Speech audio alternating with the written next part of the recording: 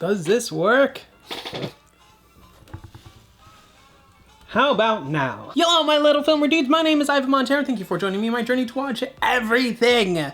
Yes, I am in a new location. A few things have happened since you know, last we saw each other. One, had a complete meltdown. Slightly kidding, not really, but I did decide I wasn't gonna do any more videos for the end of the year because so much was happening, from needing to move, from having to go home for the rest of December, and then my job has ended its contract, so now I'm jobless again. But that's fine. What we are going to do now is we're going to catch up with the rest of the end of the year videos that I had planned to make for all of you. So, alrighty, so I actually saw a lot of TV last year. I know I didn't really talk about the TV or all of the movies that I had personally seen. However, as you guys may or may not have kept up with my monthly reviews, all the way up until I think I stopped in October, I just had no time. And yes, we are going to rank everything that I've seen together in one of those tier lists type of videos. However, just to give everybody an idea of just the 2023 shows that I have seen. So according to the Google Sheet that I kept up with, I have seen 86 2023 shows / seasons. That's not including all of the shows that I have seen as well, not from this year. So just keep that one in mind when I give you my top 20, because listen, it was really tough to have just 10. There's so many honorable mentions, and you know what? I decided I'm just gonna give you 10 honorable mentions. It's gonna be my top 20 of the whole year. So for the top 20, I'm just gonna run through these. I'm not really gonna talk a lot about them just because I want to have enough time to talk about the rest. So from 20 to 11, we have Florida Man on Netflix. In number 19, we have Bodies, also on Netflix. In number 18, we have Obliterated, as well on Netflix. Then we have our first Prime Video series, number 17, Jury Duty. And then at 16, we have our second Prime Video, Invincible Season 2, Part 2. The only reason why this is not higher on the list is because it's only Part 2. In number 15, we have Love and Death on Max. Number 14, we have Solar Opposites Season 4 on Hulu. In number 13, we have One Piece, also on Netflix. In number 12, we have Unstable by Rob Lowe and his son, another Netflix contender. And finally, in number 11, we have Percy Jackson and the Olympians Season 1, Episodes 1 through 3. And that one can be found on Disney+. And the only reason why that one is there and not anywhere else is because, again, it's only 3 episodes, but I thought the first 3 episodes were really well done that, well, it deserves at least a little bit of a mention. Even though I am going to technically consider it a 2024 show, seeing as majority of the episodes are going to come out in 2024. I'm cheating just a little tiny bit, but that's fine. The top 20 of 2023, you try saying that multiple times in a row, but the top 20 of 2023 are all 9.5s out of 10s, and then the top 10 of 2023 are all appropriately 10 out of 10s. So let's go ahead and start with our number 10. In number 10, we have Beef on Netflix. I actually was not going to check out this show because I don't know. I guess I wasn't really interested in the road rage, but I saw it is an Oscar contender, so I did decided to check this out 2 days before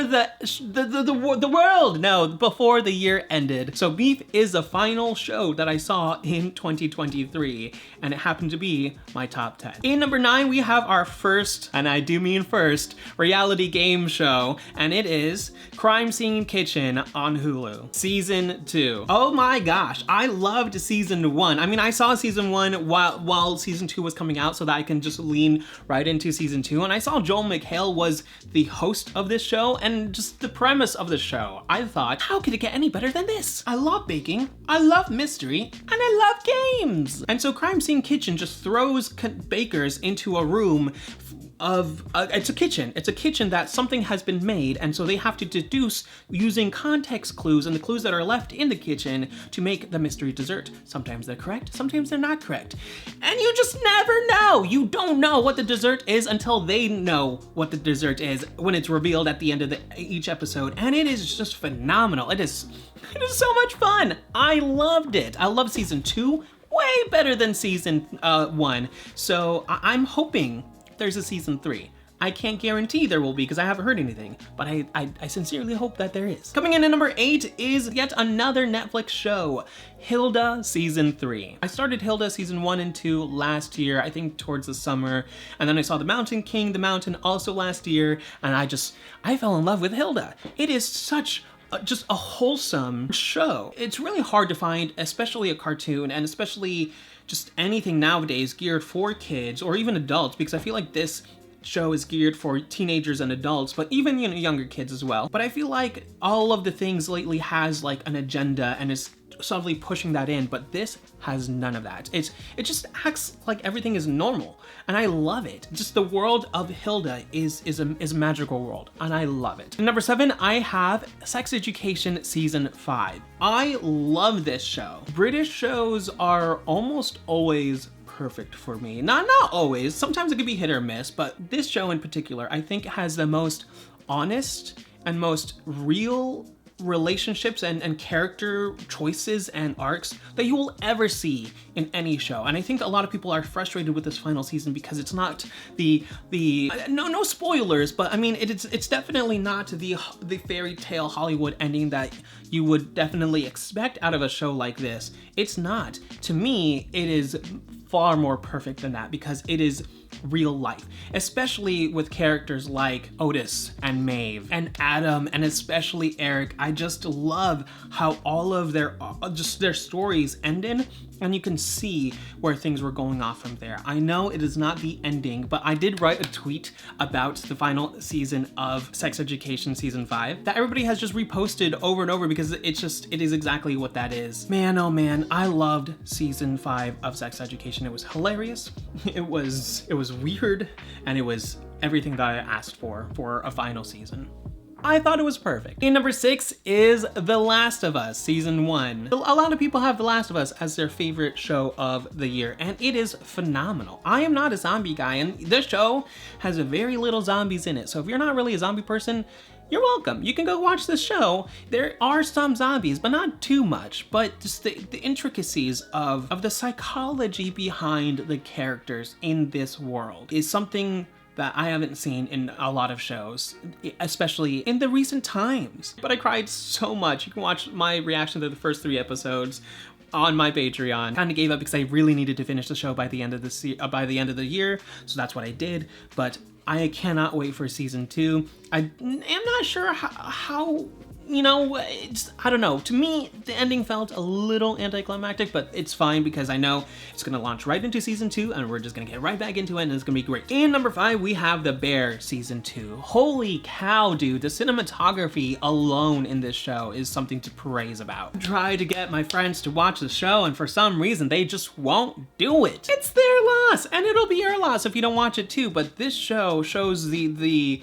food industry exactly how it is, but the acting is just top notch. And then there's that one episode, I think it was episode 6, but it's like a whole hour long, and you guys know which episode I'm talking about. The one with well, I mean, it's spoiled, you know, everyone knows that, with all of the cameos in there. That episode alone, that was a treat. That was a movie night for me when I came to that episode. Oh my gosh. In number 4, we have our first sitcom, Ghosts Season 2 on Paramount+. I fell in love with Ghosts the first time I watched the first 3 episodes, I think last year, and then my CBS All Access free trial expired and I just couldn't get to it until I had Paramount Plus this year, and I accidentally paid for it for a whole year after my trial, so oops, I'm broke, but I guess I'll be entertained. This show quickly became one of my favorite shows of all time. It is insanely smart and it is funny as hell, and you guys, you must watch it. I need more Ghosts, so it's coming back for season 3 this year, so I'm super excited about that. But if y'all don't watch it so that it doesn't get a season 4, I'm gonna come after every single one of you. In number 3, we have Loki Season 2, and yes, I used the final Loki poster because it is phenomenal. This show blew me away entirely. I thought WandaVision was the best show. I love WandaVision. I think it's entirely underrated, but I think WandaVision was the best show, and then Loki season 1, because it always felt incomplete to me, and I just saw little like plot hole inconsistencies that have been resolved in season 2, so I'll give it that. But if you watch season 1 and season 2 back to back, it's like a whole 12 episode season, and it is incredible. And for that reason, you know, that reason alone, season 2 is way better than WandaVision, hands down. From the way it looks, the writing, the music, oh my goodness. I'm gonna rewatch this and give myself a good cry. Anytime I need a good cry, I'm gonna watch this, because this show will give you all of the reasons to cry, because it looks so beautiful. You can't hold your tears in. And then there was 2. In number 2 is The Traitors, the US version, season 1. The only reason why I didn't put the UK version is because the UK version came out in 2022. Technically. So, the US version is the one that makes the list because it came out last year. Sorry, adjusting my blinds. I have not felt more stress in not just any show in general, but just a game show. Or no, vice versa that, not just in a game show, but in any show whatsoever. This is gonna give you a lot of anxiety, just letting you know. It's so much fun. I love this show. And that there's season 2, my TV's like right there, so that's what I'm pointing at. My season 2 is coming out weekly, and it's already so much better than the first season. The drama, and it's good drama. It's not like, I mean, some of it's a little bit ridiculous and a little misplaced, sure. But oh my gosh, it's Among Us, Werewolf, Mafia, whatever version you know this game. It's that game, but in real life. 21 contestants, 3 of them are traitors. They have to compete in games to get a lot of money for the prize pot. And at the very end, there's a banishment to who they think is the traitor, and then the traitors get to murder someone. And it is insane. You're welcome. Please watch this. I will not tolerate it being canceled before season 2, or sorry, season 3. I will not tolerate it. I think the British version is gonna come out with season 2, so there's that. Oh, and then they have Traitors Postmortem afterward. Oh my gosh, I'm a full-on Traitors fan. Full-on Traitors fan. I have drank the Traitors Kool-Aid, and I will never go back. And then finally, for our number 1 show of 2023, we have the Marvelous Mrs Maisel season 5. Absolutely brilliant writing, just oh my gosh. I binged this show from beginning to end. Well, binged. I mean, it took like a month or 2 to finish because I really wanted to rest in the comfort that is Midge and company. Oh my gosh, this show is incredible. It is one of my favorite shows of all time from here on out. Just the way it ends. When I realized visually, they told us exactly how the show would end really early on without realizing it. And then that final shot really reflected something that Midge says. I don't know if it's early on in this season or in seasons past. I don't remember anymore, but something she says, and you see exactly that. And just the ending. It's beautiful. Oh my gosh. Gorgeous. Gorgeous, gorgeous, phenomenal show. I love it. It's about Midge Maisel, a wife whose husband has an affair and leaves her, and then she goes and gets drunk in a bar and starts ranting about her life in a comedic way in the 60s or 50s. But the point is, she's based on Joan Rivers, and she's a woman trying to do comedy way back then. The journey is both frustrating and entertaining, and just you're there rooting for Midge, rooting for all of her friends throughout the entire time. And I was rooting for her and Joe, and it's, my God, this show deserves to be the best show of 2023. If any one person out there decides and is to say season 5 of The Marvelous Mrs Maisel is the best show of 2023, it's me! I said it, and I will die on this hill. So, with that being said, what is your top 10? What is your top 20? And give me your top 50. I wanna know. And now to give you a little bit of stats, the best streaming service of 2023 turns out to be Netflix with 8, then it's Hulu at 4, then it's Prime Video at 3, then Disney Plus with 2, Max with 2, Paramount Plus with 1, and Peacock with 1. And these are only based on these top 20 that you see here. Once again, I've seen 115 shows in 2023. 2023. So it's, you know, it's gonna be a lot. The streaming show of my last year is gonna be a lot different from the streaming show of 2023. I am so excited. I've already seen so much this new year, but again, I'm concentrating on getting these videos done and out for you guys. So, I'm so excited. 2024 is gonna be a really good year. I'm excited. What are you anticipated to see? If you have not seen any of these shows, please do. And if you have seen any of these shows, how did I do in terms of your favorite show? You let me know in the comments below, and I'll do my best to respond. I love having conversations. I'm a loner. I'm alone. Subscribe if you want to see more, like this video if you liked it, and share with your friends. My sushi media links are in the description below, and I will see you next time. You've just been notified.